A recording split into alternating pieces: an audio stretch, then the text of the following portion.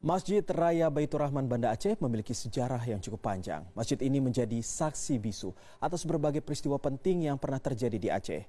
Dalam perjalanannya, Masjid Kebanggaan Masyarakat Serambi Mekah ini telah mengalami beberapa kali perluasan dan pemugaran. Masjid Raya Baitur Rahman merupakan masjid negara yang berada di jantung kota Banda Aceh. Masjid ini dibangun pada masa kepemimpinan Sultan Iskandar Muda pada tahun 1022 Hijriah atau 1612 Masehi. Berdasarkan informasi dari Kementerian Pendidikan dan Kebudayaan Republik Indonesia, ada dua versi sejarah dalam riwayat pembangunan masjid ini.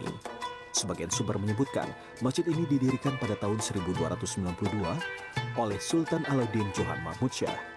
Sumber lain menyebutkan masjid raya ini didirikan oleh Sultan Iskandar Muda di tahun 1612. Masjid ini pernah dibakar Belanda saat menyerang Kutaraja atau sekarang disebut Banda Aceh pada tanggal 10 April 1873. Rakyat Aceh pun marah pada saat itu dan terjadilah pertempuran antara masyarakat Aceh dan Belanda. Pada pertempuran ini, Belanda kehilangan panglima mereka yang bernama Mayor Jenderal Johan Harman Rudolf Kohler pada 14 April 1873.